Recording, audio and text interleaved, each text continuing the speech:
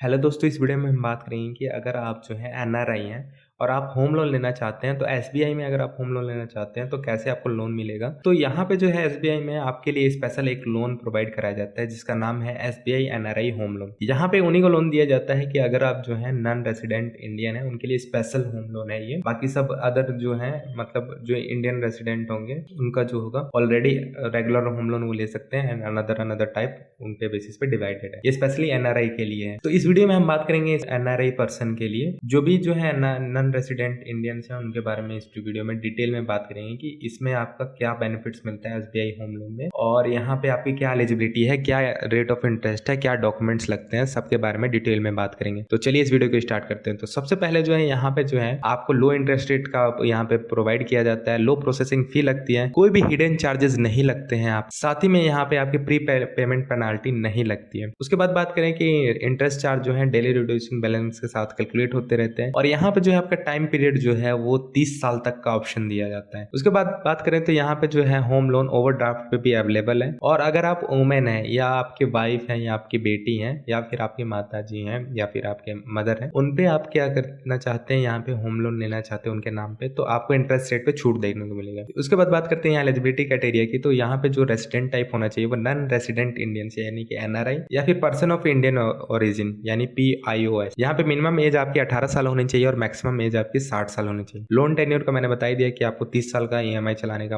Option दिया जाता है। इंटरेस्ट रेट जो है आपके सिविल स्कोर पे डिपेंड करता है, तो अगर आपका वो बेटर होगा तो आपको 8% के आसपास देखने को मिल जाएगा। उसके बाद बात करते हैं यहाँ पे कि अदर फी की। तो यहाँ पे स्टैम्प ड्यूटी का लगेगा लोन एग्रीमेंट के लिए, प्रॉपर्टी इंश्योरेंस प्रीमियम आपका लगेगा, यहाँ पे किया जाता है पोस्ट सेक्शन के लिए, ठीक है। उसके बाद बात करते हैं सेरेसाई रजिस्ट्रेशन फी लगती है आपकी 50 रुपए और जीएसटी अलग। अगर आपकी लिमिट 5 लाख है, 5 लाख से ऊपर है तो आपका 100 रुपीज लगता है और जीएसटी अलग से आपको पे करना पड़ता है। उसके बाद बात करते हैं जो मेन है डॉक्यूमेंट्स क्या क्या लगेंगे। तो जो भी आपके डॉक्यूमेंट्स है एप्लीकेंट, तो उसमें आपकी एम्प्लॉयर आइडेंटिटी कार्ड, जो भी आपकी आईडी कार्ड होगी, पासपोर्ट और वीज़ा की फोटोकॉपी लगेगी और एड्रेस प्रूफ लगेगा, जो भी आपकी ओवरसी एड्रेस है, जो भी आपका विदेश में या फॉरेन में आपका घर है उसका एड्रेस लगेगा। Copy of continuous discharge certificate CDC का आपका यहाँ पे कॉपी लगेगा अगर आप मर्चेंट नेवी में काम करते हैं। POI कार्ड लगेगा अगर आप POIS हैं तो उस केस में आपका POI issued by government India ये लगेगा। उसके बाद बात करके द अटेंशन ऑफ डॉक्यूमेंट में बी डन बाई, ये जो वेरीफाई कराना होगा आपको इंडियन एमएससी कंसल्टेंट या ओवरसी नोटरी पब्लिक या official of branch sourcing outfit based on India, यानी इन यहाँ से आपको ये वेरीफाई करा के तब सबमिट करना है। अब लोन एप्लीकेशन आपको सबमिट करना होगा, वो भी फिल करके उसमें आपका 3 पासपोर्ट साइज फोटो लगेंगे, साथ ही में आपका प्रूफ ऑफ आइडेंटिटी में आपका पैन, पासपोर्ट, ड्राइविंग लाइसेंस या वोटर ID कार्ड में से आप कुछ भी दे सकते हैं। प्रूफ ऑफ रेसिडेंस में आप recent telephone bill, electric bill, water bill या पाइप गैस बिल या फिर पासपोर्ट या ड्राइविंग लाइसेंस या आधार कार्ड की किसी की भी फोटोकॉपी दे सकते हैं।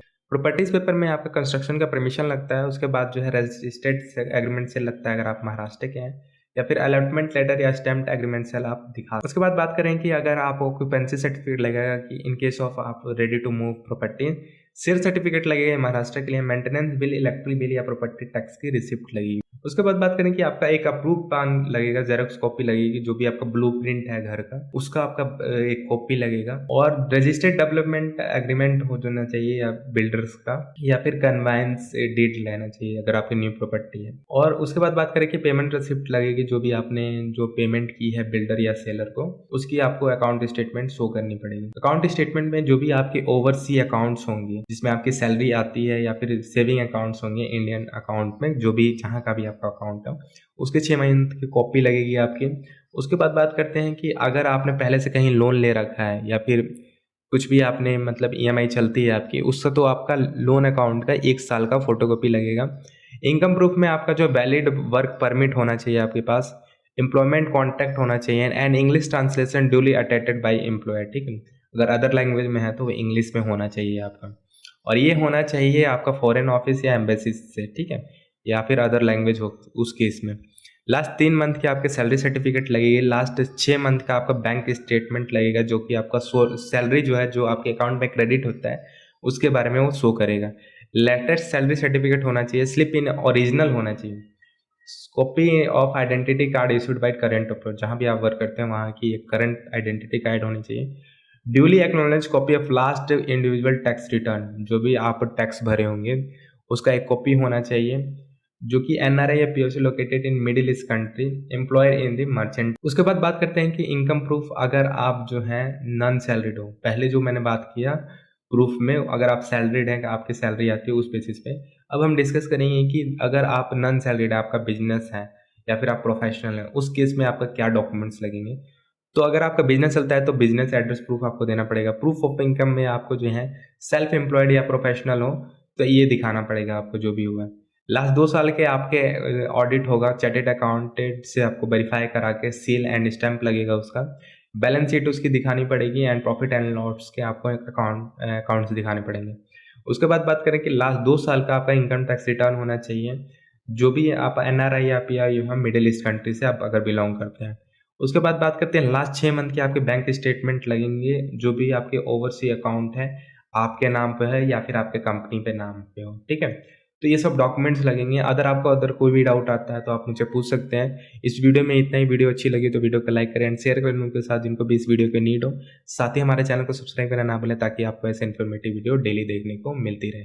Thanks for watching. जय हिंद।